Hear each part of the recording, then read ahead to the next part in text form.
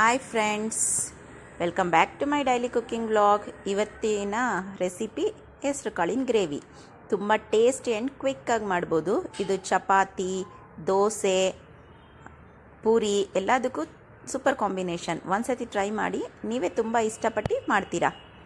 ನೋಡಿ ಎಷ್ಟು ಚೆನ್ನಾಗಿ ಬಂದಿದೆ ಅಂತ. ಚಪಾತಿಗಂತೂ ತುಂಬ ಚೆನ್ನಾಗಿರುತ್ತೆ, ತುಂಬ ಈಸಿ ಕೂಡ ಮಾಡೋದು. ಈಗ ಹೇಗೆ ಮಾಡೋದು ಅಂತ ನೋಡ್ಕೊಂಡು ಬರೋಣವಾ. ಮೊದಲಿಗೆ ಹೆಸ್ರು ಕಾಳು ತೊಗೊಂಡಿದ್ದೀನಿ. ಇದನ್ನು ನೈಟೇ ನೆನೆಸಿಟ್ಟು ಇವಾಗ ಯೂಸ್ ಮಾಡ್ತಾ ಇರೋದು. ಈಗ ರುಬ್ಬೋದಕ್ಕೆ 1 ಇಂಚ್ ಶುಂಠಿ, 5 6 ಹೆಸಳು ಬೆಳ್ಳುಳ್ಳಿ, 4 ಹಸಿಮೆಣಸಿನ್ಕಾಯಿ, 1 ಪೀಸ್ ಚಕ್ಕೆ, 3 ಲವಂಗ,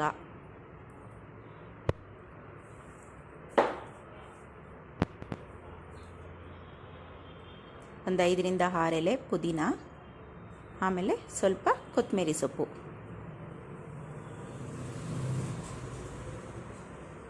ಒಂದು ಕಪ್ ತೆಂಗಿನಕಾಯಿ ಕಟ್ ಮಾಡಿ ಪೀಸ್ ಮಾಡಿ ಇಟ್ಕೊಂಡಿದ್ದೀನಿ.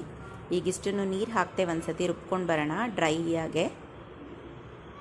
ನೋಡಿ ಈಗ ರುಬ್ಬಿದ್ದೀನಿ, ಈ ಥರ ಇದೆ.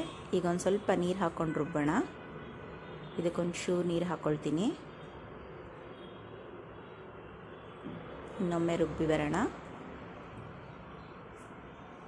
ನೋಡಿ ಈ ಥರ ಆಗಿದೆ. ಈಗ ಇದಕ್ಕೆ 1-2 ಟೊಮೆಟೊನ ಕಟ್ ಮಾಡಿ ಹಾಕ್ಕೊತಾ ಇದ್ದೀನಿ. ನೋಡಿ 2 ಟೊಮೆಟೊ ಹಾಕ್ಕೊಂಡಿದ್ದೀನಿ ನಾನು. ಸಣ್ಣ ಸಣ್ಣ ಇರೋದ್ರಿಂದ 2 ಹಾಕ್ಕೊಂಡಿದ್ದೀನಿ. ಈಗ ಇದನ್ನು ಇನ್ನೊಂದು ಸತಿ ಗ್ರೈಂಡ್ ಮಾಡ್ಕೊಂಡು ಬರೋಣ. ಈಗ ಇದು ಗ್ರೈಂಡ್ ಆಗಿದೆ. ಈಗ ಇದು ರೆಡಿ ಇದೆ. ಈಗ ಕುಕ್ಕರ್ನ ಇಟ್ಬಿಟ್ಟು ಒಂದು ಸ್ವಲ್ಪ ಎಣ್ಣೆ ಹಾಕಿ ಸ್ಟವ್ ಫ್ಲೇಮ್ ಆನ್ ಮಾಡಿ, ಎಣ್ಣೆ ಕಾಯ್ದಾದ್ಮೇಲೆ ಒಂದು ಸ್ವಲ್ಪ ಒಣಮೆಣಸಿನ್ಕಾಯಿ, ಒಂದು 5 6, ಯಾಕಂದರೆ ಹಸಿಮೆಣಸಿನ್ಕಾಯಿ ಹಾಕಿದ್ದೀವಿ, ನೋಡಿಕೊಂಡು ಖಾರಕ್ಕೆ ಒಂದು 5 6 ಹಸಿಮೆಣಸಿನ್ಕಾಯಿ ಆದರೆ ಸಾಕು. 1 ಕಪ್ ಈರುಳ್ಳಿ, ಸಣ್ಣದಾಗಿ ಹೆಚ್ಚಿಟ್ಕೊಂಡಿರೋ ಈರುಳ್ಳಿ ಹಾಕ್ತಾಯಿದ್ದೀನಿ. ಇದೆರಡನ್ನು ಒಂದು ಸತಿ ನೀಟಾಗಿ ಮಿಕ್ಸ್ ಮಾಡೋಣ. ಈರುಳ್ಳಿ ಚೆನ್ನಾಗಿ ಫ್ರೈ ಆಗಲಿ. ನೋಡಿ ಈಗ ರುಬ್ಬಿಟ್ಕೊಂಡಿದ್ವಲ್ಲ ಆವಾಗಲೇ ಮಸಾಲೆ, ಆ ಮಸಾಲೆನ ಹಾಕೋಣ. ಹಾಕ್ಬಿಟ್ಟು ಇದು ಹಸಿ ವಾಸನೆ ಹೋಗೋವರೆಗೂ ಉರಿಬೇಕು. ಒಂದು ಸ್ವಲ್ಪ ಹಸಿ ವಾಸನೆ ಹೋಗಬೇಕು. ನೋಡಿ ಈಗ ಒಂದು ಕುದಿ ಬರ್ತಾ ಇದೆ. ಇದಕ್ಕೊಂದು ಸ್ವಲ್ಪ ನೀರು ಹಾಕ್ಕೊಳ್ಳೋಣ. ಇವಾಗ ನೀರು ಹಾಕ್ಬಿಟ್ಟು ಇನ್ನೊಮ್ಮೆ ಇದನ್ನೆಲ್ಲ ತಿರುಗಿಸಿ ಇನ್ನೊಂದು ಸ್ವಲ್ಪ ಹಸಿ ವಾಸನೆ ಎಲ್ಲ ಹೋಗೋವರೆಗೂ ಇದನ್ನು ಕುದಿಸೋಣ.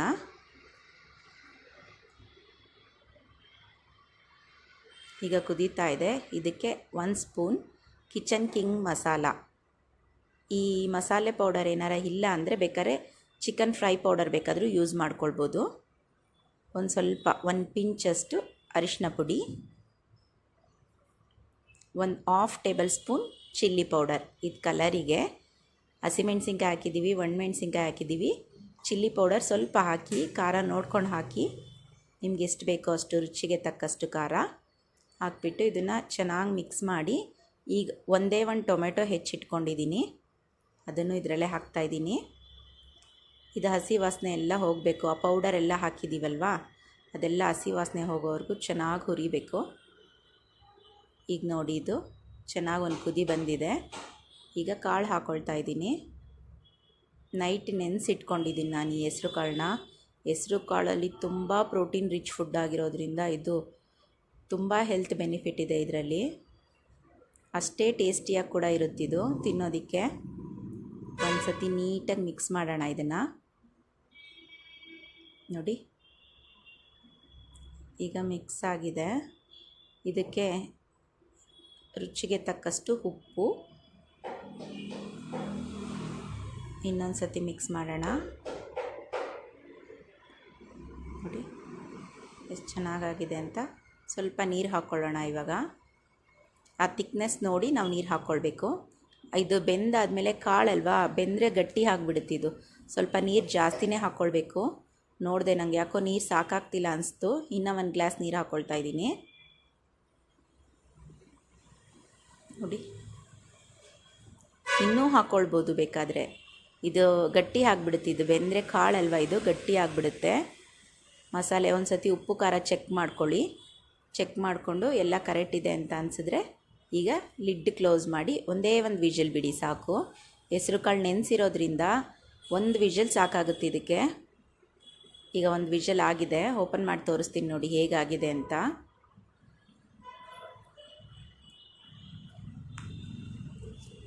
ನೋಡಿ ಅಷ್ಟೊಂದು ನೀರು ಹಾಕಿದ್ದೀನಿ, ನೀರೇ ಇಲ್ಲ, ಫುಲ್ಲು ಖಾಲಿಯಾಗಿದೆ. ಅಂದರೆ ಸ್ವಲ್ಪ ಗಟ್ಟಿ ಇದೆ. ನಿಮ್ಗೆ ಇದೇ ಥರ ಗಟ್ಟಿ ಪಲ್ಯ ಬೇಕು ಅಂತ ಅಂದರೆ ಸಾಕು ನೀರಿದು.